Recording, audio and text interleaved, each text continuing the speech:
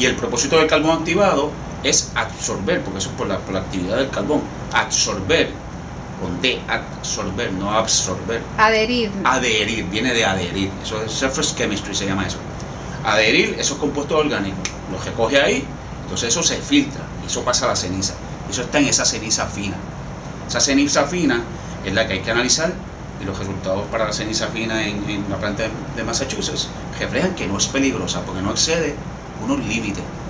Ese gas, que una vez que pasa por el filtro, entonces entra en el reactor catalítico que te mencioné. Ese reactor catalítico, el propósito del reactor catalítico es reducir el nitrógeno, el NOx, los óxidos de nitrógeno. ¿Por qué nitrógeno? Porque el aire que nosotros respiramos, este aire que vivimos, es 79% nitrógeno y solamente como un 20% oxígeno. Y ese es el aire que se le alimenta, ese aire de combustión, ese es el aire que se le alimenta a la cámara de combustión. ¿Qué es lo que está pasando ahí? Ese nitrógeno, reacciona con el oxígeno, se forman NOx, óxidos de nitrógeno. Ese óxido de nitrógeno pasa por el catalítico, se recoge y se reduce las emisiones de óxido de nitrógeno. ¿Para qué? Para que ese óxido de nitrógeno no salga por la chimenea, reacciona con la humedad y ¿qué forma? Ácido nítrico, o sea, la lluvia ácida. Así que para evitar esa lluvia ácida, pues que se recoge en este reactor catalítico para reducir el nitrógeno. Ok, entonces eventualmente esos son los pasos que se siguen. Este es un sistema como de 150 millones de pesos, es un sistema nada más. Y es lo que llaman Best Available Control Technology en toda la nación americana. Vamos a tener lo último en cuanto a tecnología. Entonces se presta para turismo científico, turismo de ingeniería, turismo, todo bien adelantado. Además, se le está proveyendo un último aditamento, que es un reactor para el monóxido de carbono, para el CO. Fíjate que la combustión no es perfecta y salen mezclas imperfectas como un CO o un monóxido de carbono. Así que tiene un sistema adherido después de ese último reactor para reducir las emisiones de CO. Eso es lo que finalmente entonces sale por la chimenea. Que por la chimenea sale contaminación o contaminantes. Sí, claro que sí. El agua que nosotros nos bebemos, ¿qué tiene? Cloro. ¿Qué más tóxico que cloro? Y nos las bebemos todos los días. Nos bañamos con ella. Nos lavamos la boca. Allá tú. Pero te lavas la boca con... Yo soy de botellita. Yo no me la tomo. Pero a esa botellita le tienen que dar un tratamiento, no sé si a veces con ultravioleta u otras cosas. Pero hemos bebido agua con cloro toda la vida y nos bañamos con ella. Pero, y nos bañamos en la piscina con cloro. Cuando el señor Rivas habló de que la cantidad no era significante. Sí. Te voy a explicar. A mí me preocupa ese comentario por lo siguiente. Están las dioxinas, el mercurio, el plomo, el azufre, y son las que yo me acuerdo ahora, no son las únicas, que son problemáticas para el organismo. Cuando tú coges una muestra de aire en un momento dado y lo mides y dices, mira, lo que tiene es un chispito de esto y un chispito, y en verdad eso lo hay en la naturaleza, es como el arsénico que lo hay por ahí, sí, en la tierra. Y una cantidad pequeña no se supone que afecte, pero ¿qué pasa? Que si entra al cuerpo regularmente 7 días a la semana, 24 horas al día, 8.760 horas, que fue lo que aprendí en el documento de ustedes que tiene el año. Yo no sabía que esas eran las horas del año y lo dividí para ver cuántas, y me di cuenta que era 24/7 la operación. Pues está el factor acumulativo, que es lo que intoxica el cuerpo, y los que hemos visto estas películas y documentales sobre los envenenamientos paulatinos para disimular, sabemos que así es que se envenena la gente, un chispito todos los días. Y que, o sea, ¿cómo es que yo me puedo quedar tranquila aunque sea un chispito? Porque si yo vivo en una zona donde voy a estar respirando, que el chispito que me sigue entrando no me acumule. Y me preocupa lo mismo lo que me acabas de decir de la percolación en los terrenos de los vertederos, porque aunque sea menor la cantidad, la acumulación viene siendo lo mismo. La ceniza que me preocupa.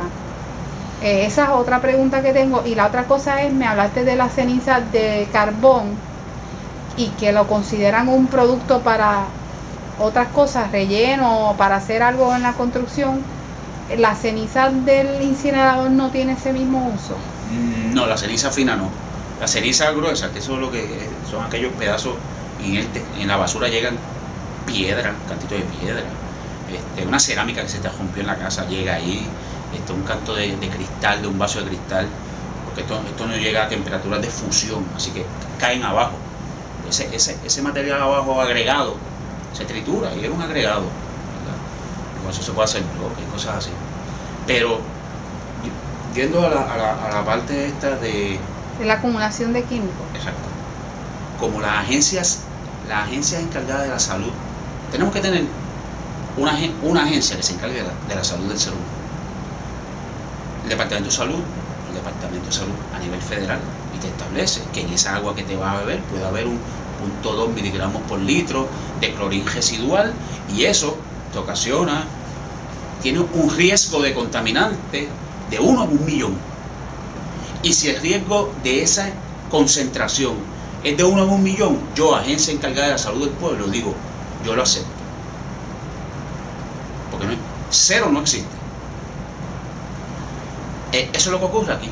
La EPA dice, por esa chimenea va a salir esa concentración, que si esa concentración me va a causar una intoxicación de una persona, y te voy a explicar ahora cómo lo hacen, de 1 a 1 millón, ese riesgo de esa contaminación, eso yo lo acepto.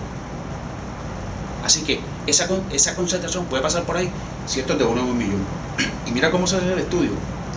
Se coge esa emisión y se establece si esta persona, lo que llaman el Maximum Exposed Individual, el MAIN, está en ese sitio, del punto a base de la topografía de los alrededores, del clima, la rosa de viento de los alrededores, a base del modelo de dispersión, de cómo se comporta esto con las temperaturas, con todo.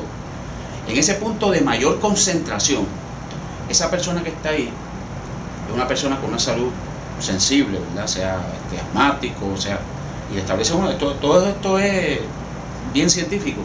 Está en ese lugar por 70 años, en ese punto, expuesto a esa exposición máxima, 24/7, 365 días al año, 70 años en ese lugar. Se está comiendo el pez o el pescado de ese pez que nadó en esa agua, que está en ese lugar recibiendo esa agua, esa emisión máxima. Se está bebiendo la leche de la vaca que está pastando, de la pangola, en ese lugar que está recibiendo esa contaminación máxima. Todos estos son los factores para que veas qué conservador es. Si de ese análisis me resulta que aquí voy a crear un riesgo de intoxicación de 1 en 1 millón, la EPA te dice, lo acepto. Pues sabes una cosa, que me acabas de hacer es el estudio. Pero ese estudio es así o es algo hipotético. No, eso es así. Eso es así. Entonces tú me quieres decir a mí que yo no sé, pero no me parece a mí que la EPA tenga a nadie estudiándolo por 70 años para saber cuál es el resultado final. Bueno, eso es el resultado de muchos procesos. Pero no es que te tiene que tener una persona así, pero es un proceso de dosificación, ¿verdad? Y eso ellos tienen manera de cómo llegar a esas cosas. Pero es que ahora me preocupa más no lo que ustedes puedan hacer, porque si ustedes le están diciendo que si cumplen con esto lo pueden hacer y ustedes están haciendo el esfuerzo y cumplen, pero lo que me preocupa más ahora el método que ellos utilizan para crear el estándar, porque si todo es hipotético. No, es que eso no surge de hipotético. La EPA tiene lo que se llaman establecimientos de research. Ellos tienen Research Triangle Park. No, yo sé, pero es como con los medicamentos, que es una cosa rara, pero por ejemplo, si tú me dices a mí que en verdad ellos han estudiado unos individuos a través del tiempo que viven en ciertas condiciones pero lo que me preocupa es que muchas veces estas cosas que se hacen es cogen la experiencia de 5 años y ellos calculan el efecto en 20 o en 30, que no tienen realmente unos modelos para cotejar esa conclusión de efecto. Eso tendrías que yo no escuchando lo que estás diciendo, tendrías que challenge el sistema. Es que no sabía que era así. Cuestionar el sistema que tienen establecido por sus científicos. Ellos tendrán Yo no estoy preparado para contestar cosas como esa, ¿verdad? Pues eso se No, me vuelve has bien abierto, científico. es que me acabas de abrir una curiosidad. Pues lo que puede ir, creo yo, esos métodos están publicados en Federal Register, están publicados, son modelos. ¿Tiene algún nombre Sí. la tabla o el informe o lo Lo tiene y te lo puedo dar. No lo tengo aquí ahora. me das el nombre Pero lo he para visto. chequearlo porque me interesa? Es que como también sabes, hay un grupo de médicos no, el colegio de médicos, y hay un comité de trabajo que están denunciando que a esto hay unos daños que para la salud de los seres humanos, y ellos dicen que está comprobado, que ellos tienen ya experiencia, e incluso yo particularmente sé que hay una experiencia a la inversa. Claro, no es con un incinerador, pero es con las emisiones de incineradores, ¿verdad? Que hicieron un estudio cuando vino Beijing, los Juegos Olímpicos, y nadie quería ir porque los mismos atletas, yo no voy a estar allí, como yo voy a competir corriendo cuando yo estoy respirando veneno. Entonces, en aquel caso yo leí que lo que hizo el gobierno fue que mandó a apagar todas las industrias y todas las cosas que lanzaran tóxicos al aire por 2 meses para que el ambiente estuviera en condiciones. El estudio casi siempre es de ver el daño en la persona hecha, pero en este caso el estudio fue a la inversa, ver qué se dejó de dañar en la persona cuando se eliminó la fuente tóxica, y la mejoría en la salud, de las condiciones de salud que tenían las personas por la toxicidad de las emisiones, fue drástica. Entonces yo te pregunto, porque son cosas que uno de verdad las tiene que tomar en consideración. Yo te diría, a una cosa como esa, todavía no he escuchado alguien que critique el proyecto de Energy Answers utilizando los datos de emisiones de Energy Answers.